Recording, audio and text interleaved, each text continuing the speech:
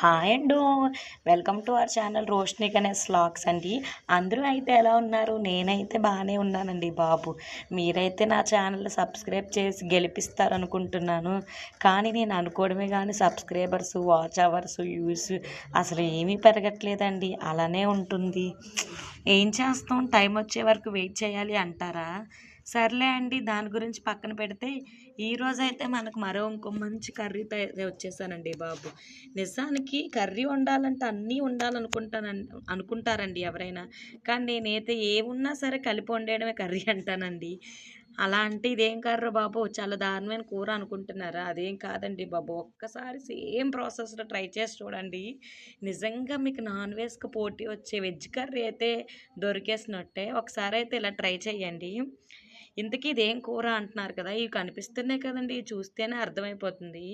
మనకైతే కొన్ని meal makers, బంగాళదుంప, టమోటా, పచ్చిమిరప, ఆనియన్స్ కావాలండి.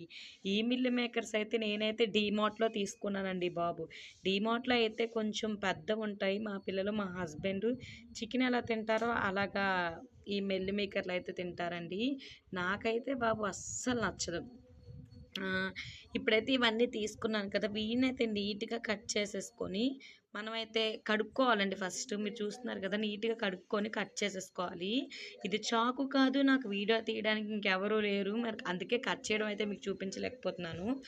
ఒక్క 5 మినిట్స్ టైం ఇట్టి ఇవన్నీ నీట్గా ఇలా కట్ చేసేసుకున్నాను. వీడియోలో చూపించినట్టుగా బయట కూడా ఇలా అంటలా కట్ అయిపోతే భలే ఉంటుంది కదండి. కానీ బయట కట్ చేయడానికి ఒక 5 మినిట్స్ టైం అయితే పడుతుంది అనమాట. ఇవైతే నీట్గా అన్ని కట్ చేసుకున్నాం కదా చూడండి.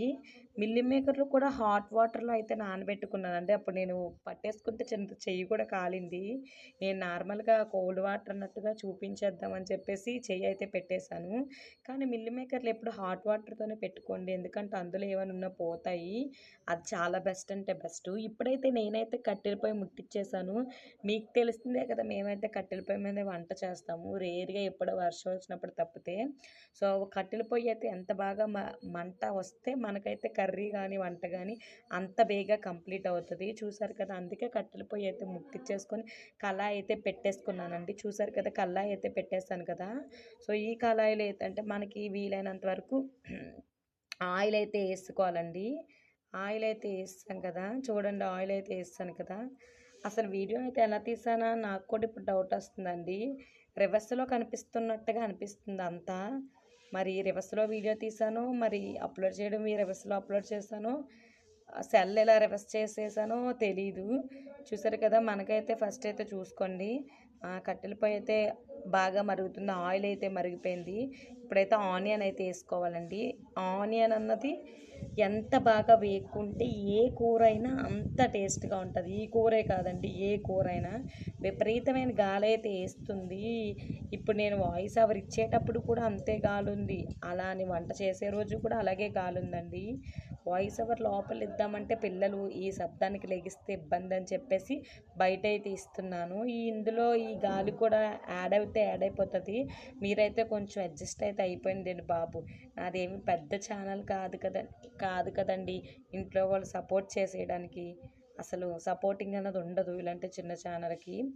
ఎందుకంటే ఏదైనా సరే ₹1 సంపాదిస్తేనే జనాలు కానీ, ఇంట్లో వాళ్ళు కానీ ఎవరైనా వాల్యూ ఇస్తారు మనం చేసే పనికి. మనం చేసే పని ఏంటో కూడా వీళ్ళకి అర్థం కాదు. సో ఇందులో అయితే ఆనియన్, పచ్చిమిరకాయలు అయితే వేగిపోయాయి కదా, చూసారు కదా. ఇవి బాగా వేగిన తర్వాత బంగాళదుంప కూడా వేపేసుకోవాలి. వీలైనంత వరకు కూడా వేపిది ఎప్పుడు కూడా నీట్గా వేపుకుంటేనే ఏ కూర అయినా బాగుంటుందండి. అది వెజ్ అవని, నాన్ వెజ్ అవని, ఏదైనా అవనండి, వేపేటప్పుడు వేపుకుంటేనే. ఇందులోకి అయితే కొంచెం అల్లం వెల్లుల్లి అయితే ఫ్రెష్గా అప్పటిదప్పుడే నేను దంచుకుంటాను. ఇదైతే ఉంది కదా, అందులో నేను అల్లం కూడా చాలా తక్కువ వేస్తానండి, మళ్ళీ పిల్లలు ఘాటుగా ఉంటే తినరని. సో అల్లం వెల్లుల్లి అయితే దంచేసుకున్నాను. దంచుకున్న తర్వాత మిల్లి మేకర్లు అయితే బంగాళదుంప బాగా వేగిన తర్వాత వేడి నీళ్ళు వేసాను కదా, కొంచెం మెత్తబడిపోతాయి, గట్టిగా ఉన్నాయి. వాటర్ అంతా పీల్చుకొని ఉంటుంది కదా, వాటర్ని మొత్తం పిండేసి అయితే ఇందులో వేసుకోవాలి. నేనైతే ఇందులో మీకు అక్కడ స్కిప్ మిస్ అయింది కానీ దంచుకున్న అల్లం వెల్లుల్లి పేస్ట్ కూడా వేసేసాను. సో మొత్తం ఆ 2 కూడా అల్లం వెల్లుల్లి పేస్టు, టమోటా కూడా ఏసేసాను. చూసారు కదా! అల్లం వెల్లుల్లి పేస్ట్ ఏసి కొంతసేపు ఏపిన తర్వాత టమోటా ఏసాను. సో, టమోటా కూడా వేగించుకోవాలి. నేనైతే కట్టెల పొయ్యి మీద వండేస్తాను కాబట్టి మధ్యలో ఇలా గ్యాప్ ఇస్తానండి. కూరగాయలన్నీ అటు ఇటు ఏ కర్రీ అయినా మధ్యలో టమాటా ఏస్తే ఆవిరికి చిన్న ఉప్పేసేస్తే మొత్తం మీద మగ్గిపోతది అనమాట. చూసారు కదా! అది చాలా పేస్ట్ లాగా మనం మిక్సీ ఆడితే ఎలా ఉంటదో అలాగా ఒక్క నిమిషానికైతే పేస్ట్ లాగా అయిపోతది. మధ్యలో మనకి ముక్కలు ముక్కల్లా కాకుండా పేస్ట్‌లా అయిపోయిన తర్వాత అప్పుడు నేను అదంతా మిక్స్ చేసి మొత్తం కలిపేసి వేపుతాననమాట. ఇప్పుడు టమాటోతో పాటు మిల్ మేకరు, బంగాళదుంప అంతా మిక్స్ చేసేస్తాను ఒకసారి. అంతా మిక్స్ చేసిన తర్వాత ఇంకొక హాఫ్ మినిట్, 1 మినిట్ అలాగా వేగించుకోవాలనమాట. చూసారు కదా ఎంత బాగా వేగుతుందో.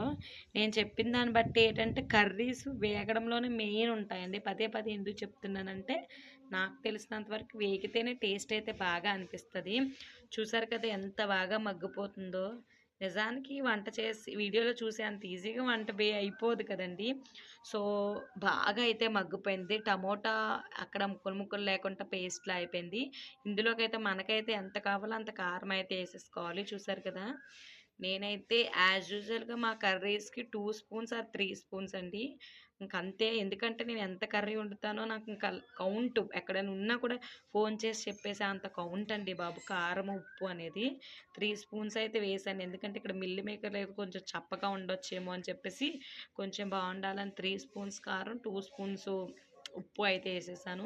ఈ 2 ఏసుకున్న తర్వాత కూడా ఆ 2 కూడా మిల్ మేకర్‌కి దానికి వేగేలాగా ఉంచుకోవాలి కొంతసేపు. తర్వాత మనకి ఎంత వాటర్ అయితే కావాలో అంత వాటర్ అయితే యాడ్ చేసుకోవాలండి. చూసారు కదా వాటర్ నేను ఎంతైతే ఒక గ్లాస్ అయితే యాడ్ తక్కువ ఏ కర్రీస్‌లో అయినా సరే వాటర్ ఏసిన తర్వాత వాటర్ తక్కువేసి కొంచెం సిమ్‌లో గానీ, మీడియంలో గానీ స్టవ్ అయితే లేకపోతే ఈ కర్రీల పొయ్యి మీద కొంచెం మంట తగ్గించుకొని తక్కువ వాటర్‌నే కొంచెం ఎక్కువ సేపు ఉడికించుకుండేలాగా అంటే ఎక్కువ మంట తగలకుండా కొంచెం నిదానంగా ఉడికేలాగా ఉడికించుకుంటే టేస్ట్ బావుంటదండి.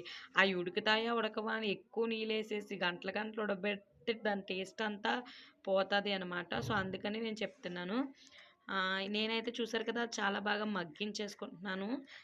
మొత్తం వేసేసాను కదా! ఇంకా వాటర్ ఏసాను. ఇంకేసిందల్లా ఏది లేదండి.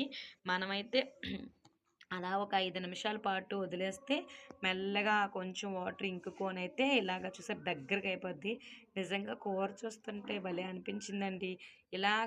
ఇలాగ దాంతో కళాయితో పట్టుకొని ఎళ్లి ఇంట్లో పెట్టేసుకోలేం కదా! ఎందుకంటే దాని నిండా మసుంటది. అందుకని చెప్పేసి నేను దాన్నంతా వేరో గిన్నెలోకి షిఫ్ట్ చేసేసుకున్నాను. చూసారా ఎంత బావుందో! ఈ కర్రీ చపాతీలోకి దేనికైనా బావుంటదండి.